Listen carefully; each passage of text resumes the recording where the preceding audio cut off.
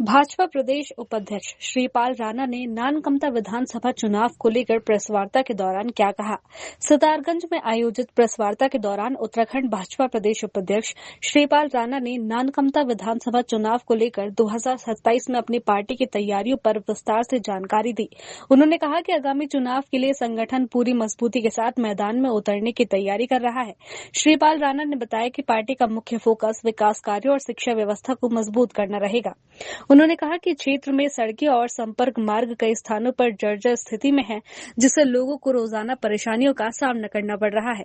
उन्होंने कहा कि जनता की समस्याओं को प्राथमिकता देते हुए सड़क, शिक्षा और मूलभूत सुविधाओं के विकास के लिए ठोस योजना तैयार की जाएगी। उनका कहना था कि वर्ष 2027 के चुनाव में विकास के मुद्दों को लेकर जनता के बीच जाएंगे और क्षेत्र के समग्र विकास के लिए कार्य करेंगे। नानकमता विधानसभा में मैं तैयारी कर रहा हूं और आप सब लोग देख रहे होंगे कि केंद्र में भारतीय जनता पार्टी की सरकार है, उत्तराखंड में भी भारतीय जनता की सरकार है और जिस प्रकार से, जिस गति से उत्तराखंड का विकास हुआ है, अभी तक भूतो न भविष्यति, अगर ये कहें तो अतिशयोक्ति नहीं होगी।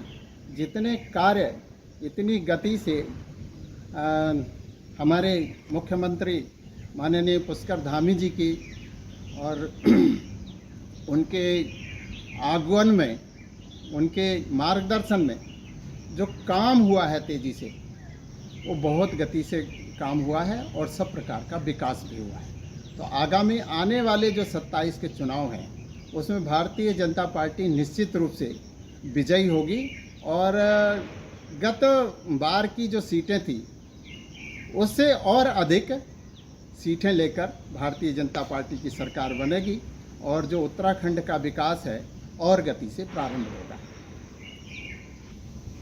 नानकमता विधानसभा में पिछले 5 वर्ष से कांग्रेस के विधायक हैं और सारे के सारे जो जनता है वो उनसे त्रस्त है। विकास का कुछ भी काम नहीं हुआ है।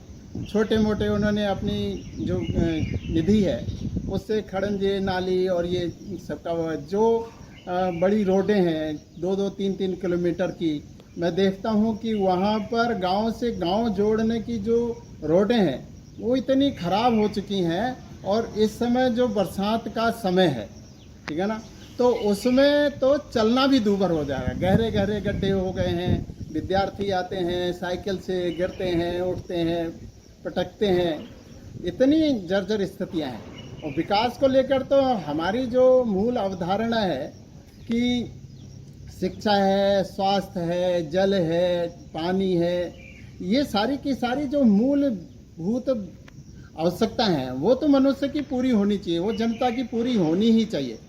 और शिक्षा के क्षेत्र में अगर हम लें तो यहाँ पर ठीक है बहुत सारे शिक्षा के संस्थान हैं, लेकिन तकनीकी शिक्षा को लेकर अभी तक इसमें कोई विचार नहीं हुआ है। खेल को लेकर कोई विचार नहीं हुआ है। नानकमता में इस प्रकार के अपने व्यक्तिगत रूप से तो खेल का वो चला रहे हैं, लोग संचालन कर रहे हैं कार्यक्रम, लेकिन सरकार की ओर से खेल की ऐसी कोई व्यवस्था नहीं है। तो हम चाहते हैं अगर मैं आया उसमें तो फिर एक तो खेल के बारे में, बालकों की युवा शक्ति है, यहाँ की जो युवा शक्ति है वो भौतिक रूप से, शारीरिक रूप से बहुत संबल है, ठीक है ना, तो वो खेल में हमारे प्रांत का नाम, हमारे देश का नाम आगे बढ़ा सकती है। तो खेल के क्षेत्र में, दूसरे शिक्षा के क्षेत्र में हम ऐसा विचार कर रहे हैं कि करेंगे। खबर भारतवर्ष के लिए सितारगंज उत्तराखंड से मनोज हालदार की रिपोर्ट। अपने शहर, अपने प्रदेश की ताज़ा खबरों के लिए लाइक करें, शेयर करें, सब्सक्राइब करें और हाँ, बेल आइकन दबाना ना भूलें, क्योंकि खबर हमारी, फैसला जनतंत्र का।